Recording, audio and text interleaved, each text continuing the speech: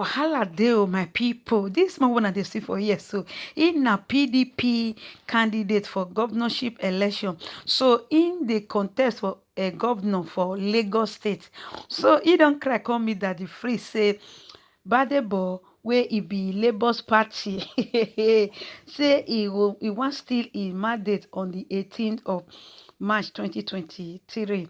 He say Gbadebo supposed to be in deputy governor, but all of a suddenly he just disappeared and decided to be campaigning for himself instead of him campaigning for him.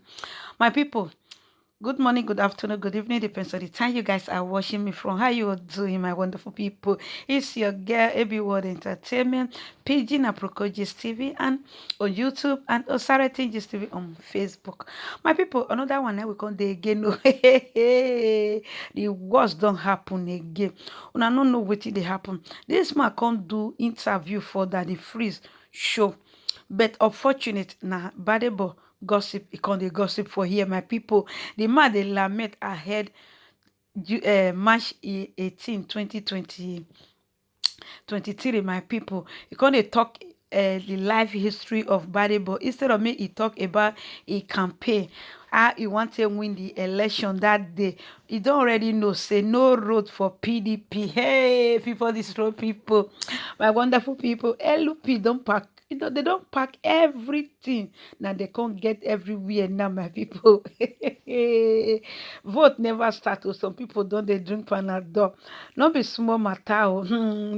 That the free saying to say now quiet chat. You know say the something rough like this. Now the man say yes, the rough. Oh. He just one naked Gbadebo for street, but unfortunate. We the LP, we no one hear that one. Who we love, we cannot chastise. You understand? The love don't conquer everything. The love don't cover all the nyama nyama things. So, Oga, may you shift small, make Gbadebo see road. You understand? So, my people, make una help me share this video. Make una come listen to Oga Madam. I been an Oga sir. Make una come listen to the way he take give Gbadebo boza, but all the same, we love him. We are going to vote for LP On Gbadebo. getting to PDP, the same thing I fought in APC surfaced in PDP. When we got to PDP, we were just doing what we're supposed to do and all of that, you know, to pick the tickets to do and galvanizing support here and there. And it was time for us to have a primary election. We went to primary. I was able to pick the tickets. After picking the tickets, somebody who is our leader in PDP came up to say, okay, there is this boy, Gbadebo Rhodes VIVOR. He's a son of my friend. I want him to be your deputy. I was like, no, I can't fight a godfather where I was coming from. And I'll be DRV was supposed to be your deputy. That is our story. A lot of people don't know this story. That's our story. I can't fight a godfather where I was coming from, and I'll come here and be nursing another one. No, it really does not make sense. And I said no. Because I don't want to fight. I want to manage everybody. I said no. And I called Abuja. Abuja said, you know what? Nobody can give anybody deputy governor. Anyway, if anybody wants to be deputy governor, everybody has to then apply, and let them come for screening in Abuja, so that what happened in Leon's case in Bayelsa, you remember, will not repeat it, you know, in this situation. So he also applied just like every other person. I don't know if you understand. And I still have a copy of that application letter. So, and I was like, no, if this is it, then this won't fly. Eventually, I picked Funke, you know, to be my running mate. You understand? And this is because we have several tendencies in PDP. I'm from one. If you pick from any of the tendencies, you might have issues. After that, so that you know clearly where we are coming from, after all of that, Baba had to ask his godson to go to labor. Now, if you go back to... Sorry, I want to ask a question. I thought this interview was going to be very gentle, but this interview, don't they get small boys? It's not about... No. the judge. No. It's not about being gentle. Oh, It's not about being. no, I mean, Let join. us.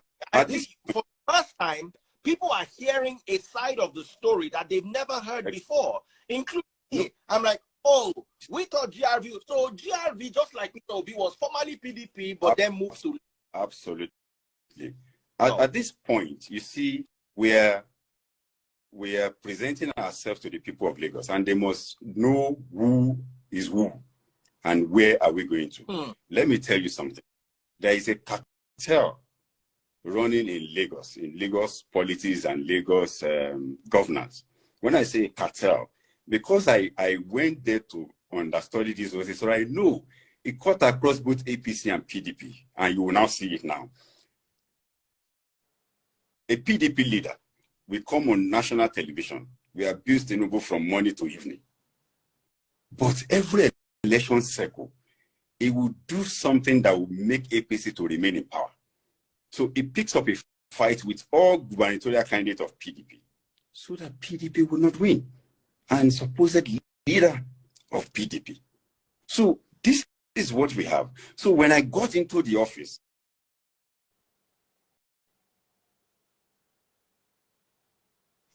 Oh, wow. A bit of a network challenge. When I got into PDP, I met Gbadebo Rhodes VIVOR at Dr. Bukola Saraki's house. And Bukola Saraki introduced him to me. Say, do you know Gbadebo? Oh, he's a PDP. He wants to be secretary of the party. Oh, I said, nice. And we greeted. We took a picture. So, okay, that's fine. But because I got in there, from the other side where I was coming, they had to call inside to say, you know what, you have to block that boy. That boy has really worked. Block him. How do you block him? 3 weeks after, Gbadebo Rhodes VIVOR went to pick gubernatorial form to say he also want to be governor. So in the same house, we are supposed to be from the same tendency. How can we have two people to go and confront other things? It means that we're going to share the vote. It really does not work. We approached Baba at that time and said, look, this is not healthy for us to do because we have the same house. I don't know if you understand. So it was like, no, he wants to be, let him be, he should be it right now. You know, that kind of thing. And we left it at that. That one failed because I won. The next is let him be your deputy. And you see, they come on with a story that, oh, we sat down, we had an agreement. Agreement is that you are going to make him deputy. I said, no, this is it. This is not, we never had an agreement. If we had an agreement, he doesn't need to, he won't follow me to venue of primary election to want to compete with me if we have had an agreement. But just so people will know where all of us are coming from. Now, you will now see that the moment we started, whenever you see Baba on national television, I am of PDP. He is supposed to be my leader. He will be abusing, condemning me, and praising the other guy on the other side. When, after this election, the next thing for them to do is to go on and endorse Gbadebo Rhodes VIVOR openly. It's on national daily to say, this is our candidate, a PDP leader. That lent credence to the fact that, look, why anybody would not want Andor is because of this level of independence, because of this godfatherism thing. So the cartel that is running, you will now see, we are talking about alliance. I said, okay, let's have an alliance. I don't have any problem getting an alliance. For me, it's beyond wanting to be governor. If I want to be governor, I could be governor where I was coming from. I just chose not to be that kind of governor that we have now and other ones that will require second level approval before you can get things done. No, I want to be the governor of Lagos for the people of Lagos. Let me be answerable to the people. If they're not comfortable in the next election, let them take a decision for me to go back home. And I chose this route. So now you will now see, when we was talking about alliance, nobody has ever invited me to say, let us sit down together and discuss this alliance. But they went on to endorse because that is what they want. Because of what? Because of a tailwind, because of wave that will be created. And thank God Peter said on national TV this morning, there are difference between obedience and Labour Party. I mean, when he was trying to clarify Aisha Yesufu, pitching tents with another candidate who is not of Labour, and clearly put. But put that aside, what we are speaking to, we have three choices in Lagos. What has been our problem in the state of Lagos has been the issue of godfatherism. Somebody and those who never prepare to govern, who will be eternally at the mercy of one godfather, you know, at the expense of the generality of Lagosians. That is what is before us. Okay, so this is my story of where I'm coming from. Because they believe, oh, Jandor is the son of nobody, he can't get anywhere. I'm saying it, all of them will be alive and I will be announced as governor of Lagos State on Sunday. The amount of work that we have done, there is no way in this Lagos that I've not visited, that I haven't been to. You know why? You cannot govern a state that you don't know. That is the problem that we have. You can't. I've been everywhere. I've interacted with people everywhere at the grassroots. So look at what happened. The same mistake we made in the case of Banky W, because we jumped at something. And I told Banky, you didn't lose to the guy that won you. You lost to Peter Obi, unfortunately. You contested against Peter Obi. But March 18th election, Peter Obi is not on the ballot. So the choices between the people of Lagos right now is, you know what? Clearly, there are three people running. This is our story. I started this journey 2016. When it was 2019, our people thought we were going to throw our attitude. I said, no, we're not ripe. We're fighting principality. We need to get to the root of it and make sure we implode them every department. And that is why when we're campaigning, I'm the only one they are running on the street of Lagos with gun now that they want to shoot. Everywhere I campaign, they attack me every time and all of that. Why? Because we're a huge threat to them. So, going forward, we then have an election. There are choices for Lagosians to look at. It's not just enough for you to vote. You need to vote somebody who can secure your votes and protect their votes. You need to vote somebody who can match them department by department to say, you know what, Lagos wants its state back. So this is my short story of getting to this place. Everybody now is jumping in about to say, hey, because of a tailwind, we can. Where were you when campaign started October 12th last year? For those that have been following, I have been everywhere. I'm not an accidental candidate. Even the status quo know that, look, this guy is a problem. And I've analyzed this election to anybody who Peter Obi got 582,000 votes. Bola Tinubu got 572,000 votes. You know what? The election of February 25th was along religious line, ethnic, and elites did more of this. And everybody collapsed party affiliations to vote for that personality that they see. Peter Obi was coming from PDP. So it wasn't about, well, it's about that man. It's about what he represents. I was coming from APC. Everybody should access Jandor on his own merits and how much of his Lagos he understands and the economy of Lagos he understands and what he wants to do to change it. Likewise, everybody. So you can't just come and ride on a wave and think it is. I mean, and all of us are, we need to, this is Lagos. We need to do a critical analysis of the personality we want to give our vote for. So, what is next? Next is, do you understand the routes? What is wrong with Lagos? What do we need to fix in Lagos? I can, just like every other person, go and read textbook and be reading and be telling you, this is this, this is that. We've heard that over and over again. Can you practically pick a problem in Lagos and tell us how you're going to resolve it? There are problems where you go to Abuja, go to anywhere, and you say you are from Lagos. The first thing somebody will say, eh?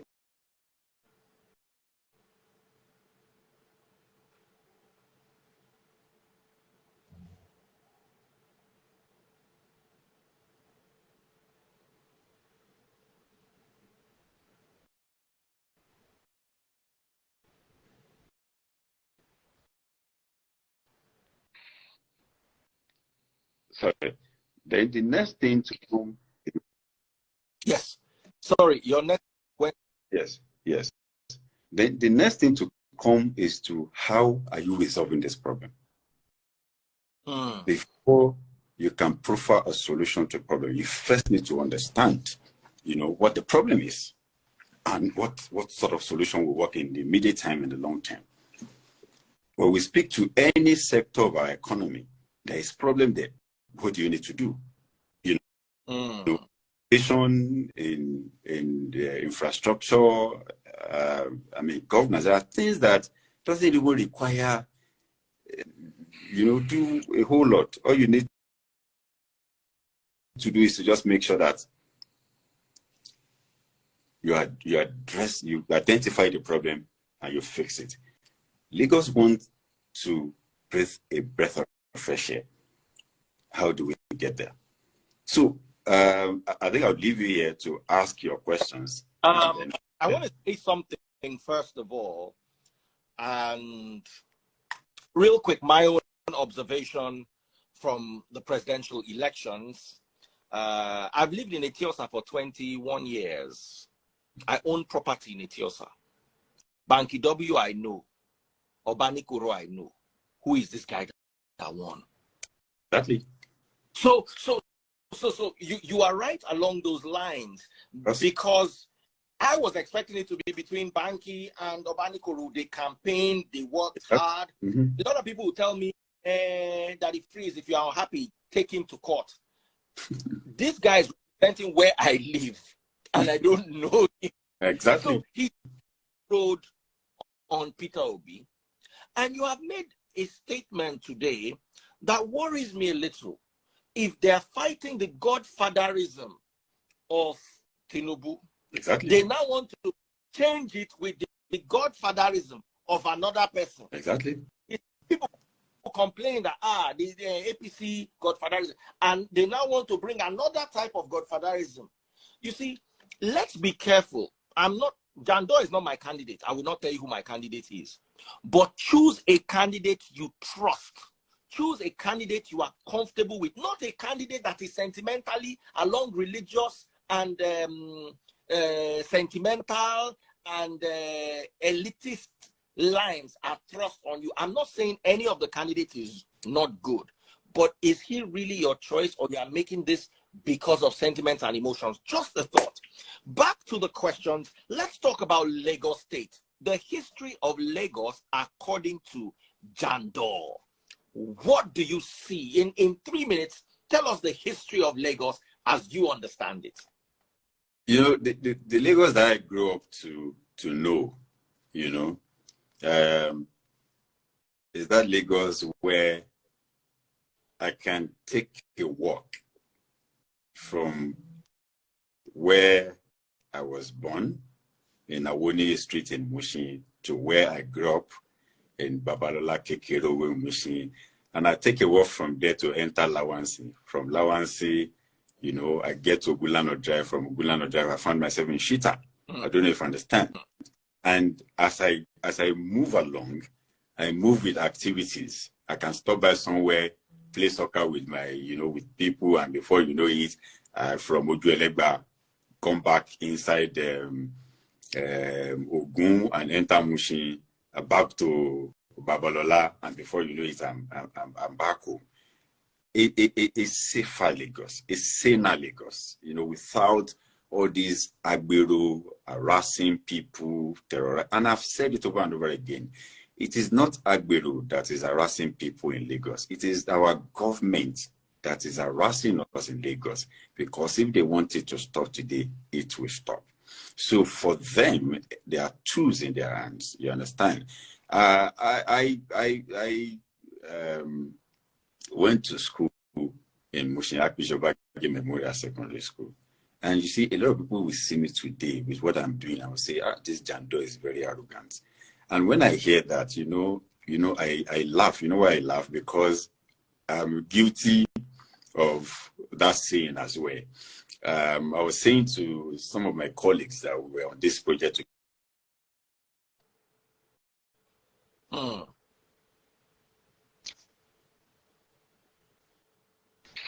That you remember that in school, were the one that we have a torn uniform, who play ball from morning till, dirty and all of that. You will now see another colleagues of ours that is coming, living his own life, talking, shirt wear iron, backpack, food flask, book by the side, and it's just walking majestically.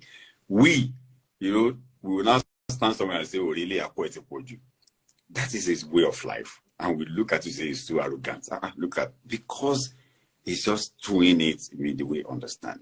So today, you know, what we have is quite unfortunate that we can't just bring back those old days and say, how do we return Lagos to its old glory?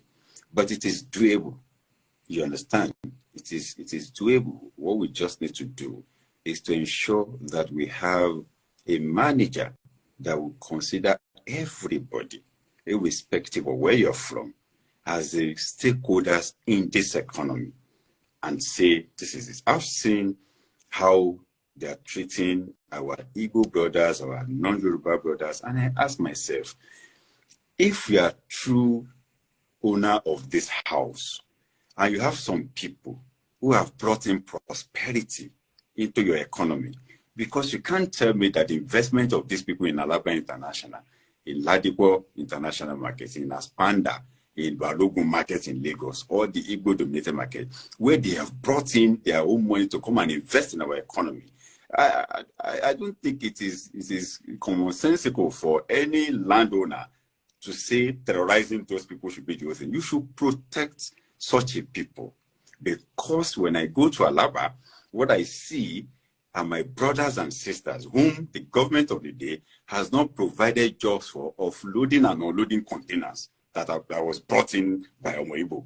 I don't even understand. I see people thronging here from everywhere around the world to come and transact business in Alaba International, in Ladipo.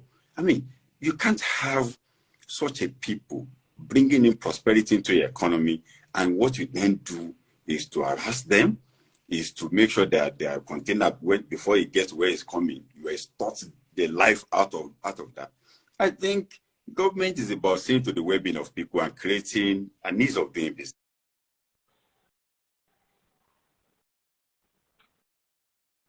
This small scale is the one employing people more than anybody.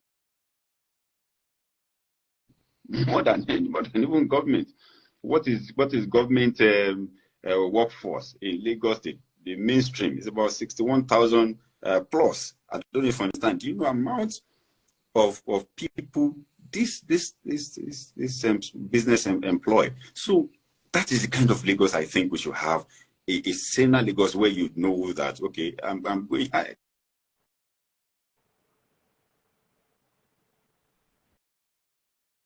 Meaning to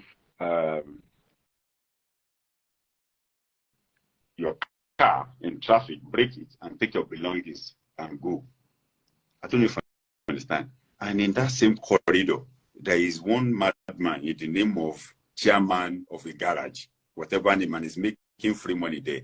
As governor, I will tell him, the day they rob people on this corridor, that's the way I'm going to collect that garage from you. You will see that we will secure that corridor if they're not the one robbing people there.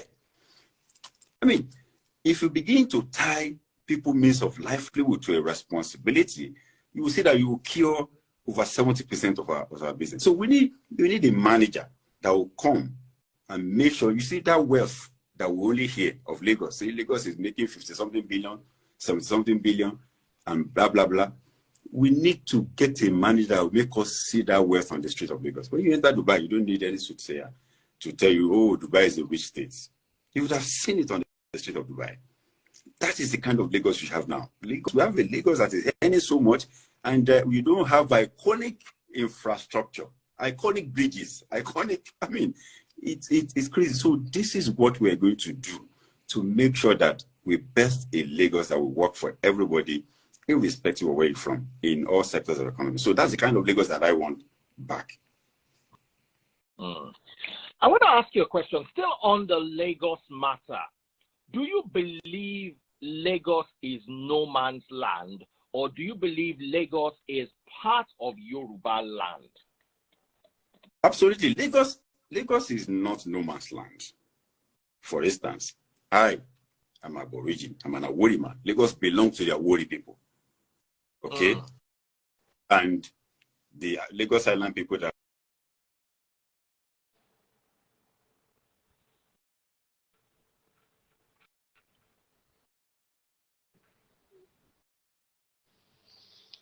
I think a call is coming in for him, so we're going to wait for him to get off the call or remove the caller. It's a very important question. Let's hear from everyone. Every single person who comes to my live would be asked that question. Is Lagos no man's land? There are many conversations we need to have. You can't fight fire with fire. I've never seen anywhere in the world where fire is fought with fire. And he did raise a point that if you're angry at godfatherism, why are you being a godfather? You know, that really raised my eyebrows. Every single candidate of every single political party was given an invite to join my live. I invited the Labour Party, I invited PDP, and I invited APC. And as an independent candidate with no preferences among the three, I feel I can ask probing questions, especially if they're polite and if they're not mischievous. I believe I can ask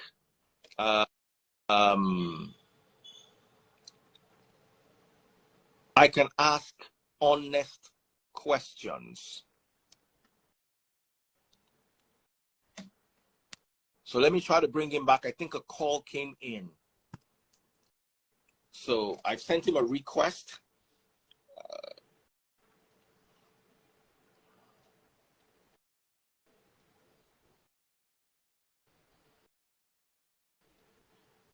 You know, the problem with Instagram is when you are on Instagram and somebody calls you, it will cut the live off. So I've sent him a new request. Let's hope he can get on. And elections are close. We also have to understand that a call can come that he needs to attend to something urgently. So I'll always give them the benefit of the doubt. And you also need to understand that I try to make my interviews as relaxed as possible with gist. It's casual. It's not straight jacket. It's not you must answer. We're here to have fun. You understand? And somebody said Lagos belongs to the Igbo. Even me, I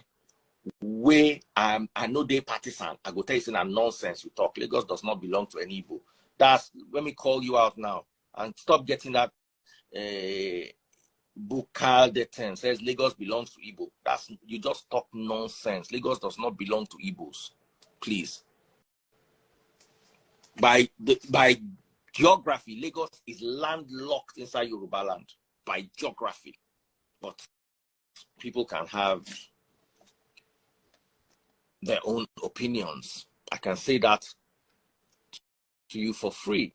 So let me see if I can get in touch with him. I'll just try one more time to bring him on.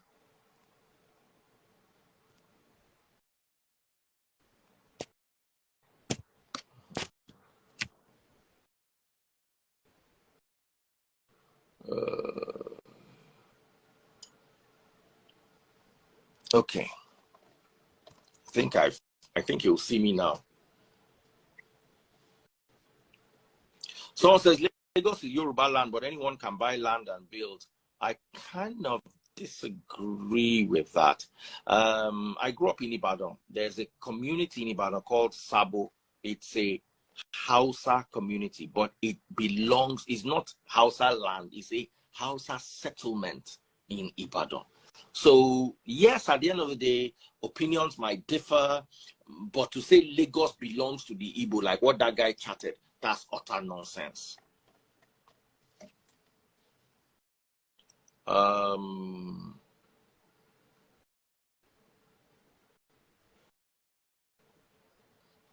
said Lagos belongs to Yoruba land. I totally agree. I don't understand what's going on. Let me try to call him. Oh, wow, he tried to call me. Maybe he can't get back. Yeah. So, yes. I think a call came into your phone. Yes. I've sent a request again. All right. So, okay, I've sent you a request.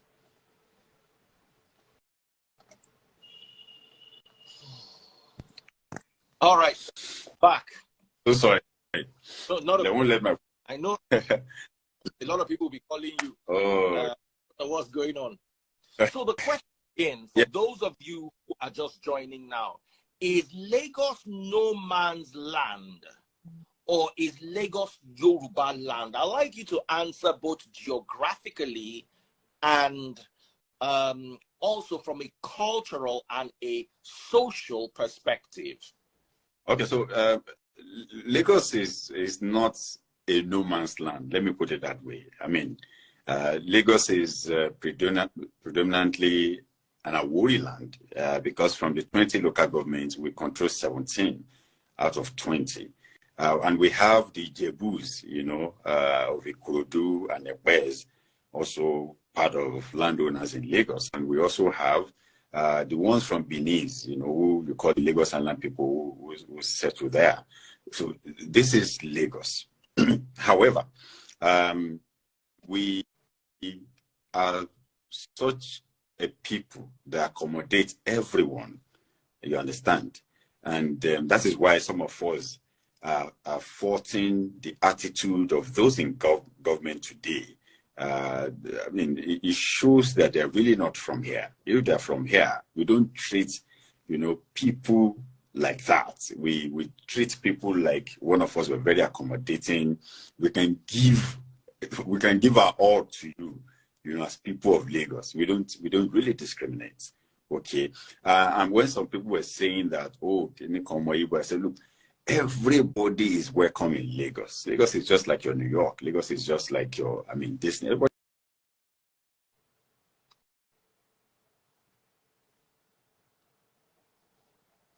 Once they come to my village and said he wants to be king of my village, I mean, it's not possible. Where there's a constitution of the land which says that, okay, if you have lived somewhere for 10 years, you have the right to run for office politically. I mean, that's the position of the law.